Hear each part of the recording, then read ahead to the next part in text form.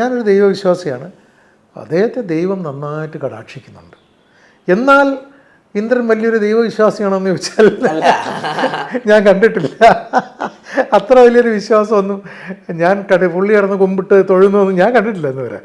ഈ പടത്തിൻ്റെ പൂജയ്ക്ക് ഇങ്ങനെയൊക്കെ കാണിക്കുമ്പോൾ തൊട്ട് നമസ്കരിക്കുന്നത് കണ്ടിട്ടുണ്ട്, അല്ലാതെ ക്ഷേത്ര സന്ദർശനം പോകുന്നു അതൊന്നും ഞാൻ കണ്ടിട്ടില്ല, ഇന്നുവരെ കണ്ടിട്ടില്ല.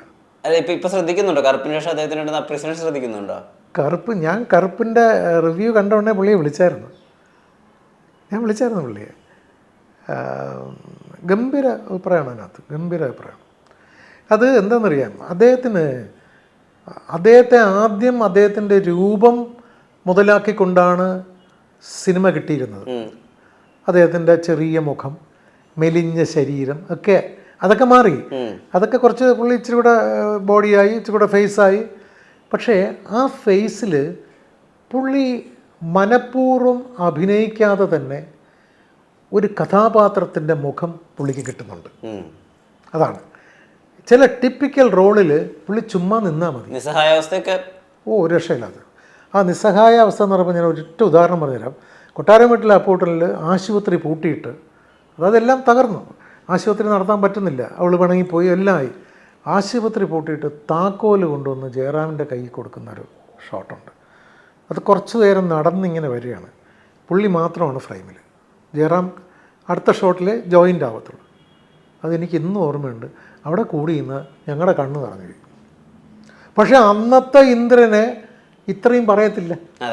അന്ന് കോമഡി മാത്രം ചെയ്തുകൊണ്ടിരിക്കുന്ന ഇന്ദ്രനാണ്.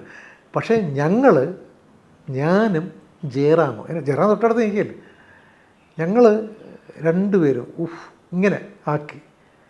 അത് വേറെ ഒന്നും പറയില്ല. അവൾ പിണങ്ങിപ്പോയി, സാമ്പത്തികമായിട്ട് ഇത് നടത്തിക്കൊണ്ടുപോകാൻ പറ്റുന്നില്ല, രോഗികളില്ല, ആ ഡോക്ടറും പിണങ്ങിപ്പോയി, എല്ലാം തകർന്നിരിക്കുന്ന അപ്പൂട്ടൻ്റെ കയ്യിലേക്ക് താക്കോല് പൂട്ടിയിട്ട് താക്കോല് കൊണ്ട് കൊടുക്കുകയാണ്. ഇത്രേ പറഞ്ഞു കൊടുത്തുള്ളൂ.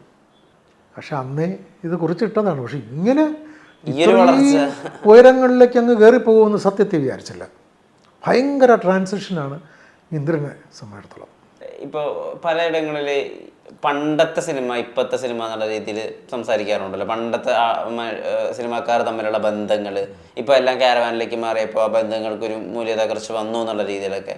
ശരിക്കും അത് നമ്മൾ പുതിയ കാലത്തോട് അഡാപ്റ്റ് ആവാത്തതിൻ്റെ പ്രശ്നമാണോ? കാരണം പുതിയ കാലത്ത് ഇനി അങ്ങനെയല്ലേ സിനിമ സാധ്യമാവുള്ളൂ. അതായത് ഒരുപാട് അവരുടെ കൂട്ടുകാരുടെ ഇടയിൽ നടക്കുന്ന സിനിമകൾ, അല്ലെങ്കിൽ ചെറിയ വിഷയങ്ങൾ, അല്ലെങ്കിൽ കോണ്ടക്സ്റ്റ് ഇല്ലാതെ, നമ്മൾ പറഞ്ഞ പോലെ കോണ്ടക്സ്റ്റ് ഇല്ലാത്ത ചിരി. ഇപ്പം മലപ്പുറം ബ്രാഹ്മണിലെ ഓരോ ചിരിക്കും അതിൻ്റെ ബാക്കിലൊരു കള്ളത്തരവും അതിൻ്റെ ബാക്കിലൊരു സത്യാവസ്ഥയും ആളുകളുടെ ഒരു ദയനീയാവസ്ഥയൊക്കെ ഉണ്ട്. പക്ഷെ പുതിയ കാലത്തെ സിനിമകൾക്ക് അത്രയും ലൈഫ് ഉണ്ടാവണമെന്നില്ല, ചെറിയ സംഭവങ്ങളിലാണ് വലിയ ചിരികൾ ഉണ്ടാകുന്നത്. അപ്പോൾ നമ്മൾ സ്വയം അഡാപ്റ്റ് ആവണ്ടേ? അതിനെങ്ങനെയാണ് നോക്കിക്കാണുന്നത്? അത് ഈ കൂട്ടുകുടുംബ സമ്പ്രദായവും പിന്നെ വന്ന് അണുകുടുംബവും തമ്മിൽ ചിന്തിച്ചാൽ മാത്രം മതി. കൂട്ടുകുടുംബത്തിൽ എല്ലാവരും കൂടെ ഒരുമിച്ചിരുന്ന് ആഹാരം കഴിക്കും, എല്ലാ കാര്യങ്ങളും ഒരുമിച്ചിരുന്ന് എന്ന് പറഞ്ഞാൽ നേരത്തെ സിനിമയിൽ ഒരുമിച്ച് ഇങ്ങനെ പാക്കപ്പ് ചെയ്തിട്ട് ആ ഒരു ഏരിയ തന്നെ ഇരുന്ന് മാറി മാറി ഇരുന്ന് ഫുഡ് കഴിക്കും. അതൊക്കെ കഴിഞ്ഞിട്ട് പിന്നെ കുറച്ച് വ്യത്യാസം വന്നു, ഒരു ക്യാരവൻ വന്നു, അത് 2 ക്യാരവനായി.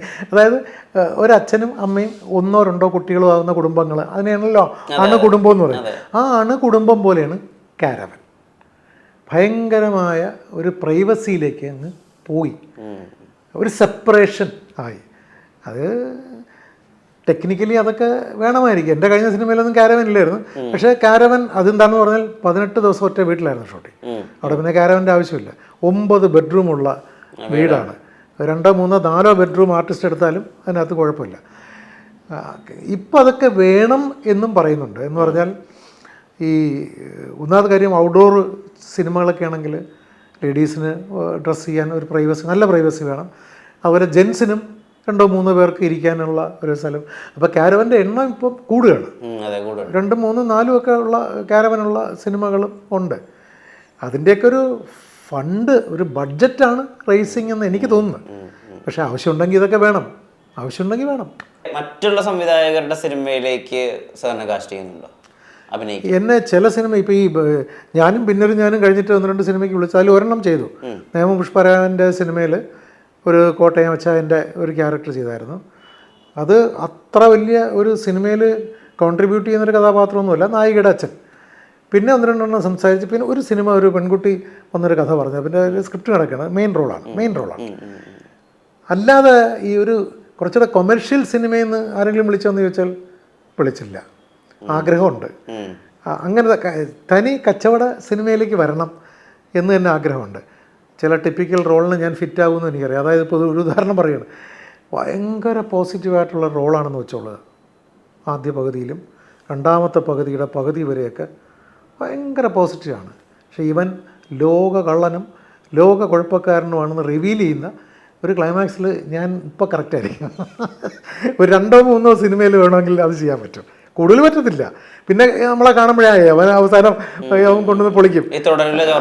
അതാണ്, അതൊക്കെ വേണമെങ്കിൽ കിട്ടിയാൽ ചെയ്യാമെന്നുണ്ട്. നമുക്ക് ഈ പോസിറ്റീവ് റോള് തന്നെ വേണമെന്നൊന്നുമില്ലല്ലോ. ഏത് മാന്യമായ നെഗറ്റീവായിട്ടുള്ളതൊക്കെ നമുക്ക് ചെയ്യാമെന്നുള്ളത്. 2 നെഗറ്റീവുണ്ട്, ഒട്ടും മാന്യതയില്ലാത്ത നെഗറ്റീവും ഉണ്ട്, മാന്യമായ നെഗറ്റീവും. അയാൾ സൈക്കോളജിക്കലി പ്രോബ്ലം ഉള്ള ആളാണ്. അതായത് എക്സെൻട്രിക് അല്ല, അതിൻ്റെ മേലെയാണ്. ശരിക്കും പറഞ്ഞാൽ ഒരു എന്താ പറയുക, ഭ്രാന്ത് പോലെയായിരുന്നു അയാൾക്ക്. ചതിക്കപ്പെട്ട മനസ്സിൻ്റെ ഒരു ഉയർത്തെഴുന്നേൽപ്പായിരുന്നത്. അതായത് 10-14 വയസ്സുള്ളൊരു പെൺകുട്ടി അയാളെ സ്നേഹിച്ച്, വെറുതെ നടന്ന് അയാളെ പുറകെ നടന്ന് സ്നേഹിച്ച്, അവർ തമ്മിൽ ശാരീരികമായ ബന്ധം പുലർത്തി ആദ്യമായിട്ട് പെണ്ണിൻ്റെ ഗന്ധം അനുഭവിക്കുന്നത്. അത് കഴിഞ്ഞിട്ട് അതൊക്കെ ഒരു തമാശയല്ലേ ദാമു, അതൊക്കെ ദാമു അതും പറഞ്ഞുകൊണ്ട് കിടന്നാൽ എങ്ങനെയാണ്? ഇറങ്ങിപ്പോ, ഗെറ്റ് ഔട്ട്. ആ ഗെറ്റ് ഔട്ടും ഇറങ്ങിപ്പോകില്ല, അയാൾ തകർന്നു പോയി. അവിടെ നിന്നാണ് അയാളുടെ അത്രയും സാധുവായ അയാൾ, അതാണ് പാവം ക്രൂരൻ. പിന്നെ അയാൾക്ക് ഈ ഏജിലുള്ള കുട്ടികളെ കണ്ടാൽ അയാൾക്ക് കൊല്ലുക എന്നുള്ളതാണ്. ഏകദേശം ആ ത്രെഡ് ഉപയോഗിച്ചിട്ട് ഒരുപാട് സിനിമകളും വന്നിട്ടുണ്ടല്ലോ. അപ്പം എന്തുകൊണ്ട് സാധാരണ അതൊന്ന് റീടെൽ ചെയ്തുകൂടാ? ഇപ്പം വേണമെങ്കിൽ ചെയ്യാം, ഇപ്പം ചെയ്യാം. ഞാൻ പലരും സംസാരിക്കുന്നുണ്ട് റീമേക്ക് ചെയ്യാൻ പറ്റിയൊരു സംഭവമാണ്, ഗംഭീര സംഭവമാണ് അത്. പക്ഷേ അതിൻ്റെ സ്റ്റോറി ലൈനൊന്ന് മാറ്റേണ്ടി വരും.